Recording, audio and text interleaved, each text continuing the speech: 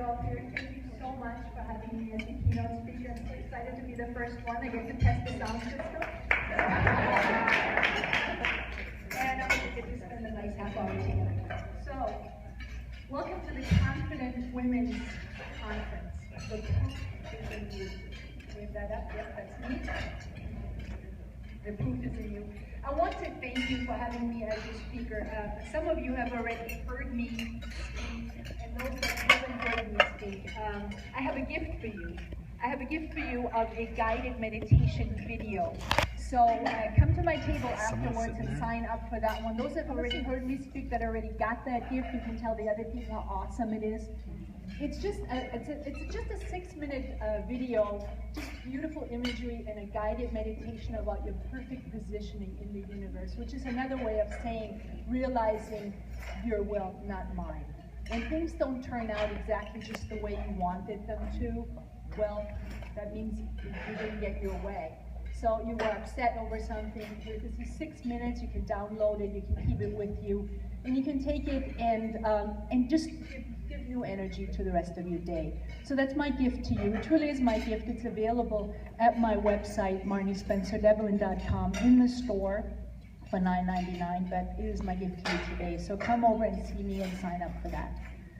So, why do we need a Confident Women's Conference? Why do we need such a thing? It's been the 8th one, so obviously we need one. Why do we need to motivate ourselves? What's the reason for that? Why is there so much overwhelm? Why is there self-doubt amongst us? Why do we do this? Why do we get together and we try to help each other and prop each other up? Why does it sometimes feel like it's an uphill road? Well, if the proof is really in you, then where the heck is it? That's what we're going to talk about today. So for that, in order to figure that out, let's take a look right now at what is driving you. What is it in you that makes you tick? What makes you go? Because there's always something in us that's driving you. We're always striving. So let's look at what gets you up in the morning. What gets you out of bed in the morning? Why do you get up and go to work? Of course, you could say, well, I gotta get up and go to work, I gotta make some money. But you know, that's not really it. That's not the reason you're doing it. Because there's Oprah, there's Arianna Huffington. They don't have to get up in the morning anymore to go and get some work. I think they've managed to scrape together just enough to barely make it by for the rest of their lives, right? But do they stay in bed and not get up anymore? No. They get up with even more gusto and even more something to create something new, to set up something new, to make the world a better place. What is that in them? And it's the same for you too. Even if you have one of those days that you dream of, a day where you get to stay in bed and you get to rest and you get to just, rejuvenate. How long does it really last before you get bored and you get fidgety and you think of something that needs doing? At the very least, you'll pick up a book, because we're just simply not made to make like cucumbers and do nothing. It's just not in us. Patience is called a virtue. It's in the WOAMTEC prayer. We ask for patience. Why do we ask for patience? Because we don't have it. Because we're not, if anybody was patient, they have learned to be patient. We're not cut out to be patient to begin with. There's something in us that's driving us forward, that wants more, that wants to do, and that wants it now, isn't there? It's in all of us. And what about adversity? What makes us get up over and over again when we've had adversity? I'm actually a perfect example of that. This is a picture of me when I was just a little tyke, when I was 2 years old. And I've had kind of a rough start in life. I was molested the first 10 years of my life by my brother. Now, the reason molestation is such a bad thing, and as a few of you have shared with me, you're also survivors of that. The reason it's such a bad thing is because it happens during a time when you're supposed to be growing up and you're supposed to be forming concepts about what safety is and what worth is. And during that time, you're being abused you're obviously not forming those symptoms, those concepts in your head, so you can never really form those again later. And the second thing that's so bad about this is that it sets you up for further abuse down the line. And that's exactly what happened to me. I was raped the first time when I was 12 years old. I was raped again when I was 14. Then when I was 17, it looked like things were going to look up. I became a professional model, and I got to marry my high school crush. And he was so proud of me that his wife, his young wife, was a professional model, until he realized that meant that other people would be looking at me. Other men would be looking at me. I know, duh, right? But to him, that was a big deal, and he became insanely obsessed with controlling me. He was so jealous, so he cooked up a diabolical plan. So with full knowledge and foresight, he got me addicted to heroin. Knowing full well what he was doing, intending to do that, because the plan was that he would control the heroin, he would control me, right? Didn't work that way. Plan backfired. I got away from him. But with all that I had already experienced in my young life, between the molestations and the rape, I was in so much emotional pain that the first time that drug hit my veins, I knew there was a better way to feel. I knew what it felt like to be out of pain, and I couldn't let that go. So I remained a heroin addict for 10 years, better part of 10 years, with all that entails. I was a junkie. Put that forward. And I wrote my book. It's called Crawling into the Light for a reason, because there were so many horrible things. It's 500 pages, and it reads more like an action-adventure novel than someone's autobiography. But when people read it, the one question they always ask me is, what kept you going? How did you make it through this? Why didn't you just lay down and never get up again? And I never know quite how to answer that, because how does one lay down and never get up again? It's not in us. No matter what happens, it's not in us to just lay down and never get up again. We have something in us that keeps us moving. And it starts even when we're little children. I'm sure many of you are parents, right? You know, little kids, they have ants in their pants. They're always got to be moving. They always got to be moving forward. And they ask a million questions, and they want to grow, and they want to learn, and they have big, big dreams. When I grow up, I'm going to be a dancer, or I'm going to be a princess, or I'm going to be the president of the United States. Now, why is that? Why do those little kids have those huge dreams? Why aren't they just happy in their little sandbox? What is it in them? It's that same drive. And it's in you as well. You set goals, you set business goals for yourself. You have dreams, you have ideas in your head. And then once you get there, you don't even celebrate your success. And maybe you've even beaten yourself up about that. If I celebrated my success more, maybe I'd feel better. But you know why you don't even celebrate your success? Is because by the time it materializes, by the time it finally comes into manifestation, you've moved on. You're bored with that already. Now you're on to the next thing. It's that same drive within you. That's why we like to go shopping, right, ladies? We don't go shopping because we need something these days anymore. We live in a wonderful world. We go shopping because we want to go shopping. We want for wanting's sake. And there was a time when I used to think that that's kind of because we're greedy. But now I realized it's not that. It's because we have something in us that wants. We want because we want more.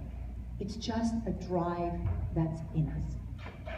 And you know what that really is? What is that drive that's moving us forward, that drive I've been talking about? It's evolution. It's simply evolution within us.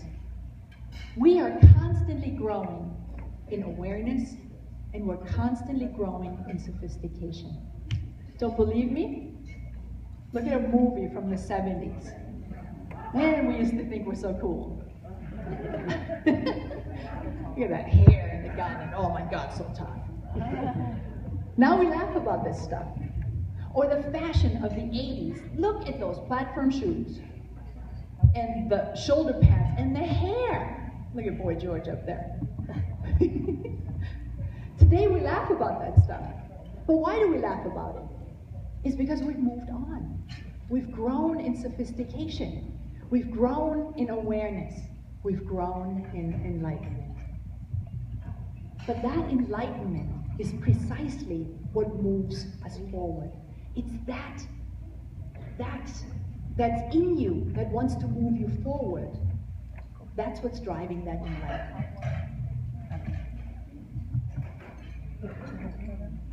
Evolution moves all mankind forward. Otherwise, we'd still be sitting in caves. And why don't we still sit in caves? Because there was this one little caveman who saw fire, and he made it into, realized that it could be duplicated, and he had fire, and then the world changed tremendously, and so it went on and on and on. It was always someone's idea, someone's desire, something that moved everything forward. You are significant. Your desires are literally the driver that evolves the universe. Think about that. Your desires make the universe move forward, drive the universe forward in a unique way. So you are tremendously significant. Now, why is this so important to know that? Why am I making such a big deal about it? I've been talking about it for 10 minutes now. What is that? Why is that so important? For that, I want to make you aware of, there are laws that are governing the universe. You know this. You know there's gravity and electricity and buoyancy. And when we've discovered these laws, everything changed tremendously. When we became consciously aware of gravity and were able to use it, able to build all sorts of machinery that changed the world. Electricity. When we learned to harness electricity, the world changed. I'm able to talk to you today because of electricity. Makes the lights go, makes the pictures go, makes the microphone go. So those laws, you know, they're invisible influences, but they have an influence on our lives.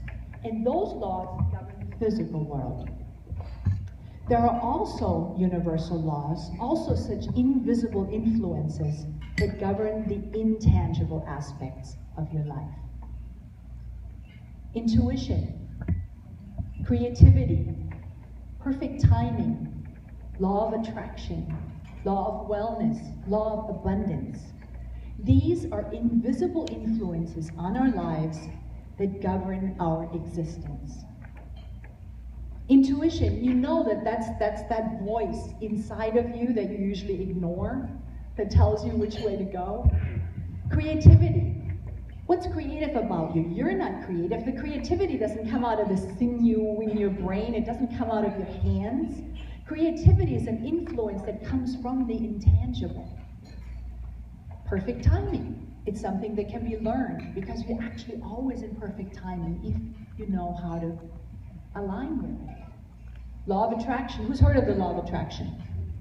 Yes, many of you have. You know, it's a very, very powerful law. It tells you that everything that you're experiencing is always something that's reflected within you. Law of wellness. Very, very powerful. We live in this universe of well-being. We're not even aware of it. When you cut yourself, immediately everything in your body rushes towards healing, towards making it better, and a few days later it's completely gone. We take it for granted, but it's an invisible influence on our lives that's unbelievably important. In law of abundance. Abundance is everywhere in the universe. We go chasing after it, and we don't need to. We just need to open up to it. We need to be in alignment with this law. Without the help of these influences, you cannot reach your full potential. You can't do it alone, any more than you could live without gravity. When you are not standing in your power, when you're not fully aware of how significant you are simply not eligible to make use of these important influences. that are in our lives. You can't make use of them. And what do I mean by that? Simply that if you don't trust yourself, you don't trust your intuition either. So you can't hear your intuition, because if you don't trust your own judgment, how are you going to listen to a quiet voice within you?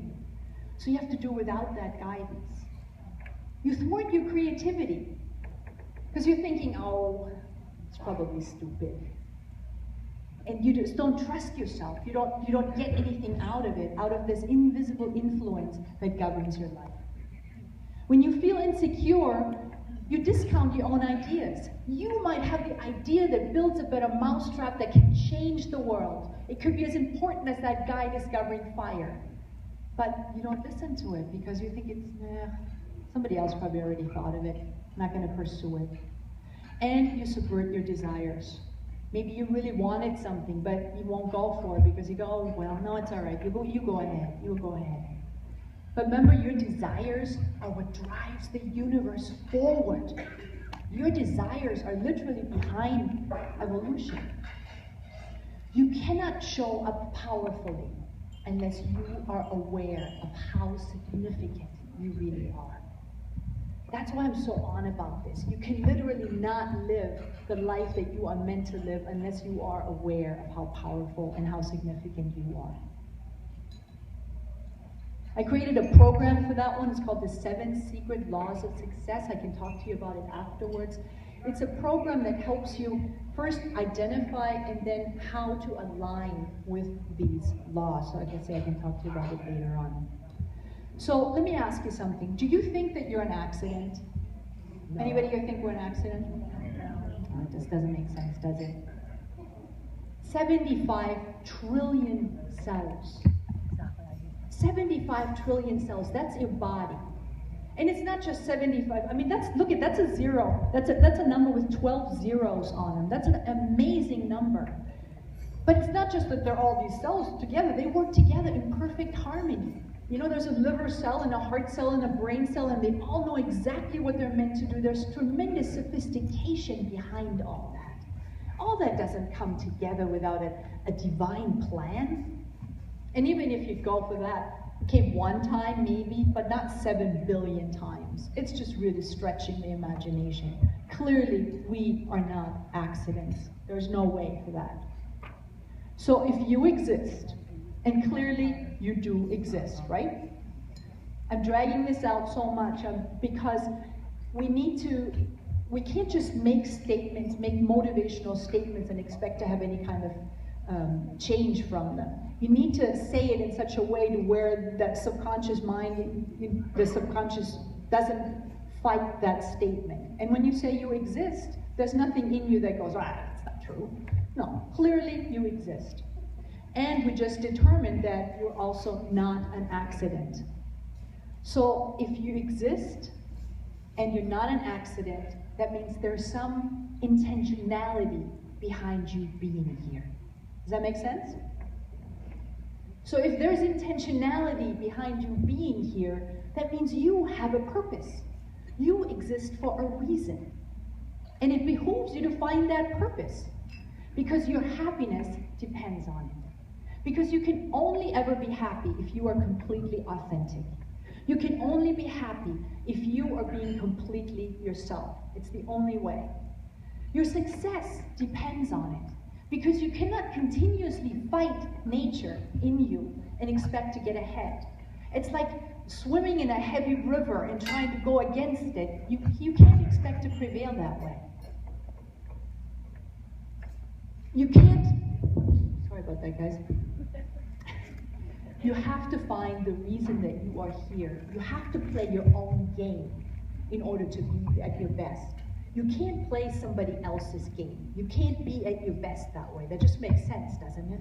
So it behooves you to find out what your purpose is. So you are completely unique. You have gifts and talents that no one else has. A mix of gifts and talents and strengths and abilities that no one else has in this world. And just like you're not an accident, that mix of gifts and talents is not an accident either. Nobody wants exactly what you want. Nobody wants it exactly the way you want it. Nobody can add your unique slant to the universe.